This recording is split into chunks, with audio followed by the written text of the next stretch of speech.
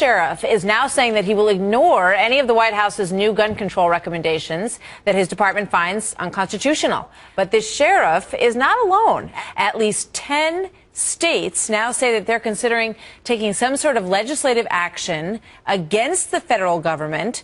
Those states span the nation, from Oregon all the way to South Carolina. Many sheriffs are now calling for action, like Lynn County, Oregon Sheriff Tim Muller. Sheriff, welcome. Good to have you here today. Good morning, Martha. Talk to me a little bit about your process of thinking this through. You know, when you started to hear about these executive orders coming down from the president, you know, what kind of action did you take? What became your plan, and how do you back up your ability to carry that out? Well, how it first started was I had a lot of folks in my county asking myself and my deputies, you know, what my position was on, if any, what they termed far-reaching or overreaching gun control laws were established from the feds. And yeah, I made my position known. I tell my deputies that you know, I didn't support anything, any regulations that would infringe upon the constitutional rights of our citizens. Well, when I swore oath to a community, a group of people who live in Jackson County. I swore oath to the Constitution, which I swore oath also to the Constitution of Kentucky. And in that Constitution is the Second Amendment, and that's what this country is based upon. How can I rightfully, in my own mind and in my heart, come in and take guns away from people when that is their protection? In an area our small, we're in a rural county, we're in a rural area. Sometimes it takes 30, 40 minutes to respond to the remote part of our county to protect our people. They can call on a cell phone, and I can say I'm en route. I can be talking to them. A guy kicks their front door. I would rather them be armed and be able to take care of themselves and to, in my mind or my heart, take the guns away from them. So I will not enforce an unconstitutional law against any citizen in Smith County. It just won't happen. I personally believe that the provision in the Second Amendment is the final fail-safe, if you will.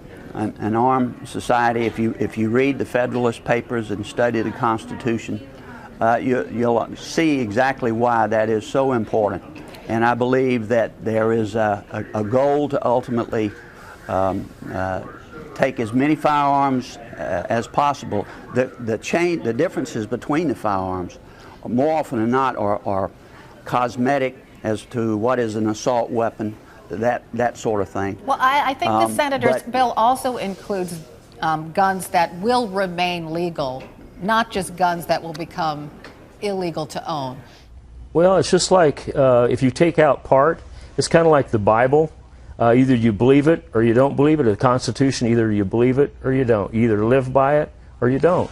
I think people have tried to compromise it, tried to tweak it, mold it to whatever best suits them financially or for whatever other reason.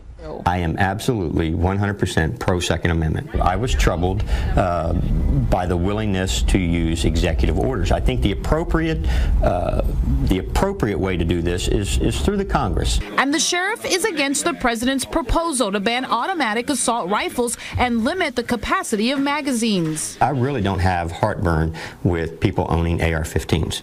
I don't. A 30-round magazine. If you're out target shooting with your AR-15, a 30-round magazine is pretty convenient. Since his letter was posted yesterday on the Sheriff's Department website, he's gotten 10,000 hits and plenty of phone calls. He says he takes the positive with the negative and says the real problem isn't guns, it's something he sees every day inside the jail he runs. I firmly believe that the mental health apparatus in this country is broken. Our county jails have become a dumping ground for the mentally ill. This is not the place for the mentally ill. You know, and I know with the Second Amendment, the way it was designed, you know, was to protect the people from also from the government. And but you know, in protection, it's just like if I'm a bad guy and I'm going to go kick a door, but I know the guy behind that door has a gun, and I go to this other door where I know a guy doesn't have a gun, that's the door I'm going to kick. You're still going to have instances, you're still going to have violence. You're not going to be able to curb that, but the innocent people are going to be able to protect themselves. Yeah, the Lynn County Sheriff's Office, myself and my deputies, we have the position that we're not going to enforce that law. It's a federal law. You know, if it comes down as a state law, then we'll have to revisit that. But we won't enforce federal regulations or federal laws. We're not required to. There's a separation of powers, and we won't. Well, I'm doing what I feel I am elected to do. I am elected with a very narrow range of responsibilities that have to do with public safety, law enforcement, and I'm not a robot. I'm supposed to think about what it is I do. And I'd point out to you, you've been talking about the NFL making statements.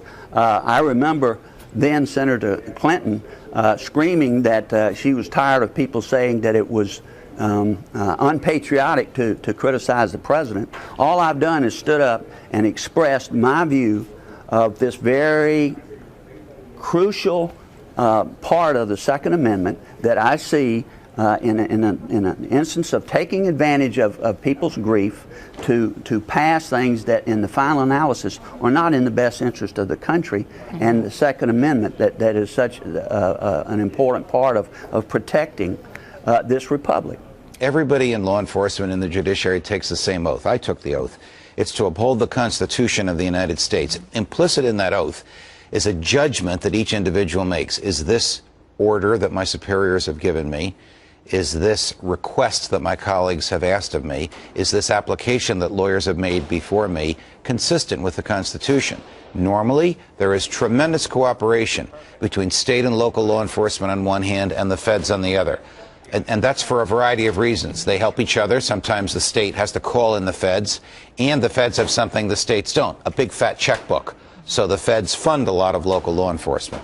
Is it a crime for him to refuse to cooperate with the feds? Absolutely not. Does he have the discretion, the lawful ability to refuse to cooperate with the feds?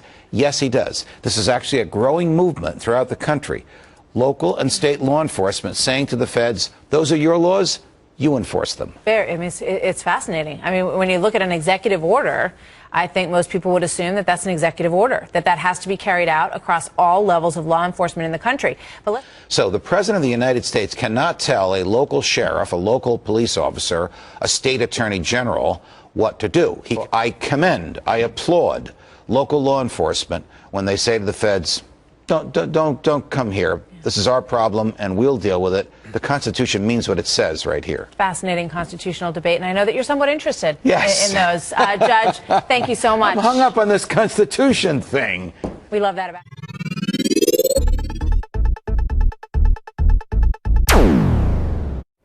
I, Barack Hussein Obama, do solemnly swear. I, Barack Hussein Obama, do solemnly swear. That I will faithfully execute. That I will faithfully execute. The office of President of the United States. The office of President of the United States. And will, to the best of my ability. And will, to the best of my ability. Preserve, protect, and defend. Preserve, protect, and defend. The Constitution of the United States. The Constitution of the United States. So help you God. So help me God. Congratulations, Mr. President. Thank you, Mr. Chief Justice. Thank you so much.